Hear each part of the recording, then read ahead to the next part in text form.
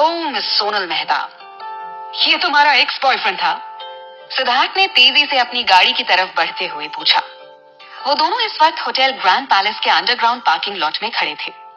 सोनल इस वक्त सिद्धार्थ की रफ्तार से मैच करने की कोशिश कर रही थी, जिससे वो चलती हुई कम और दौड़ती हुई ज्यादा लग रही थी। जैसे ही सिद्धार्थ गाड़ी में बैठा, वो भी तुरंत अंदर आ गई और उसके बगल में बैठकर अपनी सीट बेल्ट लगाने लगी। हाँ, ये मेरा मंगेतर है, आई मीन था। सीरियसली, अपने लिए इस गधे को चूज किया तुमने? सिद्धार्थ ने सोनल को देखकर एक हल्की सी हंसी हंस दी।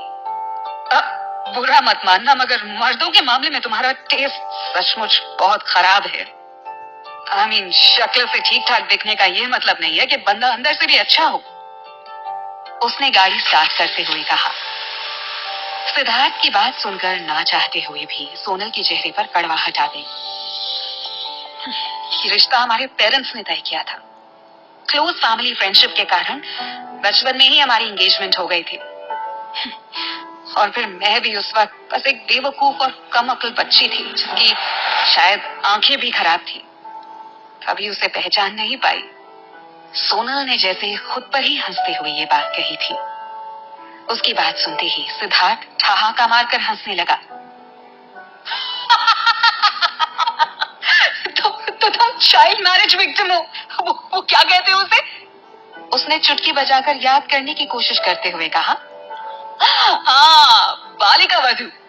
उसने बड़ी मुश्किल से हंसी रोकते हुए अपनी बात पूरी की। उसे अपना मजाक उड़ाते देखकर सोनल चिढ़ गई। मेरी नमन के साथ एंगेजमेंट हुई थी, शादी नहीं। और फिर भी हम कभी साथ में नहीं रहे। हमने हमेशा डिस्टेंस मेंटेन किया है। तो फिर चाइल्ड मैरिज विक्टिम कैसे हुई? फिर खिड़की से बाहर की तरफ देखते हुए वो बोली, हमने एक लंबा वक्त एक दूसरे के साथ बिताया था। बहुत प्यार करती थी मैं उससे, मगर किस्मत का खेल देखो, आज वो मेरी कजिन पायल से प्यार करता है। नाम तो सुना ही होगा ना तुमने भी, पायल मेहता का। आखिर इतने बड़े टीवी शो प्यार है सिर्फ तुमसे की लीड एक्ट्रेस है अब वो। सिद्धार्थ ने नोटिस किया कि सोनल की आवाज अब काफी बुझी बुझी सी लग रही थी। तुम उस धोखेबाज के लिए अपसेट हो रही हो? क्या 10 सालों के प्यार को एक पल में भुलाया जा सकता है? मैं चाहे जितना भी उसके सामने नॉर्मल दिखने की कोशिश कर लूं, पर सच तो यही है कि उसे जितनी बार अपने सामने देखती हूँ, मेरा दिल टूटकर चूर चूर हो जाता है। अगर उसने सिर्फ मुझसे रिश्ता तोड़ा होता, तो फिर भी ये सब भूलना थोड़ा आसान होता। मगर उसने तो एक कदम आगे बढ़ते हुए मेरी ही बहन के साथ रिश्ता भी जोड़ लिया। क्या आसान है ये सब भूल पाना? तो ये बात है। सिद्धार्थ ने अपनी आंखें सिकोड़ते हुए एक नजर सोनल पर डाली। इसका मतलब जब मैं वहां पहुंचा तुम उसके साथ वापस अपना रिलेशन ठीक करने की कोशिश कर रही थी, हाँ? ये बात सोचकर ही सिद्धार्थ को तेज गुस्सा आ रहा था। वो वहां ऊपर बैठा सोनल के आने का इंतजार कर रहा था। जब से सोनल उसके लिए घर का बना खाना लेकर आने लगी थी, उसने होटल से कुछ भी ऑर्डर करना बंद कर दिया था। वो तो अच्छा हुआ कि रिसेप्शनिस्ट ने उसे कॉल करके बता दिया था कि सोनल को शायद कोई परेशान कर रहा है, सो वो फौरन नीचे आ गया। मगर अब सोनल की बात सुनकर उसे ऐसा लग रहा था कि वो बेकार ही ऊपर उसके इंतजार में भूखा बैठा था। उसे तो अपने रूठे हुए फियांसे को मनाने में ज्यादा इंटरेस्ट था। सिद्धार्थ के चेहरे पर पल पल बदलते एक्सप्रेशंस को सोनल नोटिस कर रही थी। उसे नहीं पता था कि सिद्धार्थ ने क्या और कितना देखा है, सो इस वक्त जल्दी जल्दी उसकी गलतफहमी को दूर करना जरूरी था। मैं बस तुम्हारे लिए केक लेकर आ रही थी। मुझे नहीं पता था कि नमन भी इसी होटल में होगा। सिद्धार्थ ने एक नजर सोनल पर डाली और फिर वापस अपनी ड्राइविंग पर कंसंट्रेट करने लगा। केक के बारे में याद कर एक बार फिर से सोनल का मूड खराब हो गया। मुझे तो अब तक गुस्सा आ रहा है कि मैंने इतनी मेहनत से घंटों लगाकर वो केक तैयार किया था और उसने एक झटके में मेरी सारी मेहनत पर पानी फेर दिया। सोनल को फ्रस्ट्रेशन में देखकर सिद्धार्थ ने मुस्कुराते हुए अपना एक हाथ बढ़ाकर उसके हाथ को थपथपाते हुए कहा, इट्स ओके, आज मैं तुम्हें एकदम स्पेशल वाला डिनर करवाऊंगा। एंड आई एम श्योर कि वो तुम्हें इतना पसंद आएगा कि तुम अपना सारा गुस्सा भी भूल जाओगी। आज की रात बहुत ही स्पेशल होने वाली है। तेज रफ्तार से चलती गाड़ी को अचानक ब्रेक लगा। सोनल ने चौंक कर बाहर देखा और सिद्धार्थ के पीछे पीछे ही दरवाजा खोलकर बाहर आ गई। उसने सामने की खूबसूरत सी बिल्डिंग पर एक सरसरी सी निगाह डाली और पूरी तरह चौंक गई। हम यहाँ किस लिए आए हैं? मुझे तो लगा कि हम डिनर के लिए जा रहे हैं। उसने कंफ्यूजन से सिद्धार्थ की तरफ देखा। इस वक्त वो दोनों शहर के सबसे बड़े और सबसे महंगे ब्यूटी सैलून के सामने खड़े थे।